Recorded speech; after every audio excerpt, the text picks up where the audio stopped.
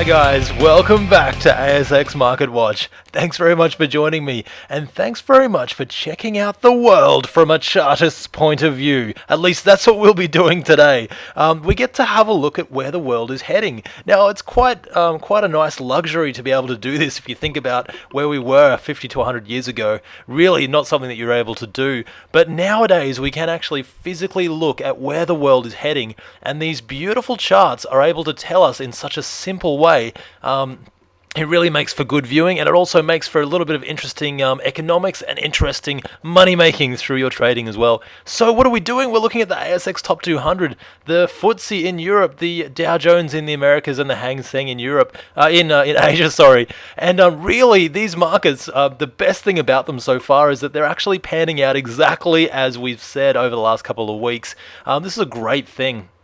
And also, it's quite exciting because it means that you get to make a bit of money. Why is that? Because if the markets are heading up, or if your index is heading up, then chances are 3 out of 4 stocks in that index will be heading up as well. That means that we should be trading in that same direction. So let's jump straight into it, guys. There's a lot to cover. The first one is we're checking out Down Under Australia, the ASX Top 200, the top 200 stocks on the Australian Stock Exchange. This is a daily chart. 1 bar is 1 day on this particular chart here, and the best thing about this one is what we've had previously is this massive downtrend line. Very simple tool. It's a simple line on a chart, but what we've found is that the market is finding resistance at the future point of this trend line. So this is one of the best ways to use trend lines. You can actually find that they do find support and resistance in the future, which is always good, and that's what's happening at the moment. Now, one thing that we actually called was the market to head up to around the 5,000 level.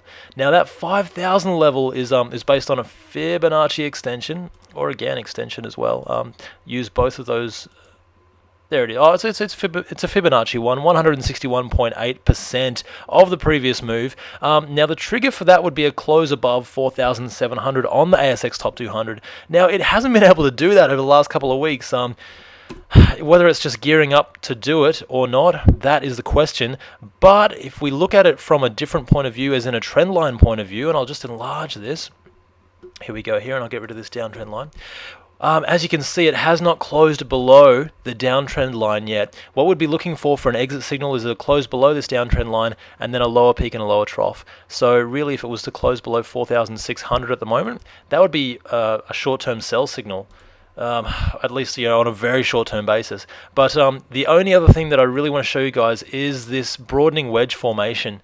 Now, I know I've spoken a little bit about broadening wedge formations on the Australian markets. When they happen, they tend to happen at previous highs, which this one is actually doing. And when they do when they either break out to the upside or break out to the downside, usually if it was to break out to the downside, it would be very sharp, very swift, but then it would also make a comeback to new highs before traveling down again. So we've looked at that in a couple of other market watches. I'm not expecting that to happen at the moment. And as I said, the trigger for that would be a close below 4,600, that short-term sell signal. Really, what we're looking for is it for the market to head up to 5,000 based on that Fibonacci extension. So really, that's what I'm expecting, unless we get that exit signal on the ASX Top 200. Very simple stuff, guys, and just lines on a chart. The next one is the Dow Jones. I hope that helped for the Australian markets. Similar deal on the Dow Jones. We had our projection, which we were looking at, was about between 11,000 and 11,600. 11,600 would be the top target, and the market's really heading towards there. We also had a short-term sell if the market went below this beautiful trend line here, and I'll just enlarge that. Short-term trend line on a daily chart. If it went below it and made a lower peak and a lower trough, that would be our short-term sell signal for the Dow Jones. Really simple stuff, but it's heading straight towards, it's just continuing up. We're in the zone, as I said last week, we're in the zone where if we did get an exit signal, we'd want to start lightening the load a little bit, because that would be a short-term sell signal, and we've reached our initial targets for the Dow Jones. I'll just quickly show you what I mean by reaching our targets. This is the previous move there, and of the previous move, 100% is 11,000. 11,000 also being a round number. Market hasn't really stopped there, which is good. 11,200 would be our next level, and finally 11,000 about 11,600 to 700 would be the 161.8% extension of the previous move. That would be what you call a wave 3 in Elliott wave terms on a shorter term basis. If you wanted to actually look at a longer term basis, well, let's just quickly have a look at that. I mean, that could be quite exciting. Longer term basis, we could be looking at 12,000 to 12,700, which would be nice. That's the Dow. But again, use your solid entry and exit signals, and that's what I use trend lines for. Pretty simple stuff again. So combine all your tools. Now, next one is the FTSE. And again, the FTSE is turning out exactly as we said. This is always nice when this happens, and when you use all your tools together, you tend to increase your odds or your probability. That's what we're all about, just increasing our probability or increasing our odds of being correct. FTSE, this is our downtrend line. As you can see, the market did find resistance there for around the 5,600 level. It was just sort of consolidating underneath that downtrend line. Now it's broken out above it, which is great news. And again, we're in the zone for the FTSE for like the target between 5,700 and around 6,000, I believe, that was the initial target. So 5,700 to 6,000, and 6,000 being a round number. Psychologically, this is where investors tend to buy and sell. So this is one thing to look out for as well. Again, what we're looking out for is a solid entry or exit signal. In this case, an exit signal. So below the downtrend line, and a lower peak and a lower trough. So in the meantime, prices are still heading up. I would be buying stocks on the FTSE just because the index is heading up, just like I'm doing in the Australian markets at the moment. Just quickly, let's do a longer term target on the FTSE, just for fun. There we go. So the move we'd be looking for is actually around 6,000 on a longer term basis to 6,400. So, and again, there's previous resistance at 6,400. There's that blue line there, just for that previous resistance. So we've got natural support and resistance, and we've also got an extended resistance there as well. I hope that makes sense for the FTSE. But again, very simple stuff. Now, last but not least is the Hang Seng, the most beautiful Elliott wave chart I've ever seen in my entire life, apart from the Dow Jones in the early 1900s.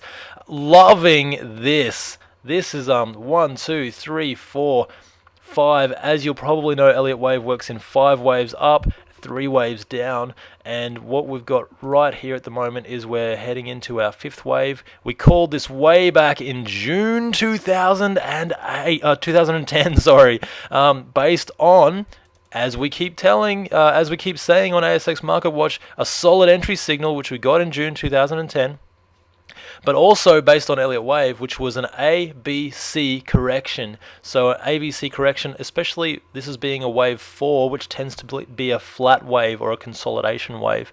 Wave 1 tends to be a sharper retracement, which is exactly what happened again, and that's why this Elliott wave is just so beautiful. It's just the perfect Elliott wave. And we're heading towards our first target of 24,862, which is fantastic. And the top end of our target would be between 27 and 30,000 on the Hang Seng. So, I mean, it is going for gangbusters at the moment. I expect it fully to reach its first target of 24,862. And now this may not happen quickly, but it definitely looks as though it will happen. It will take some time, obviously, because it's a longer wave, longer term Elliott wave.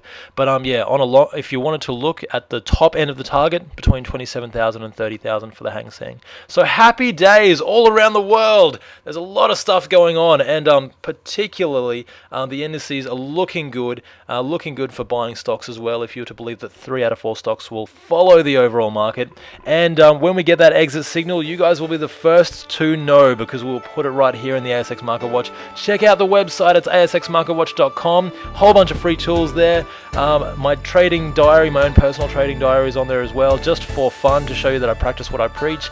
Other than that, guys, happy trending all week. Hope you have a great week, and I will see you next time on ASX Market Watch. Bye for now.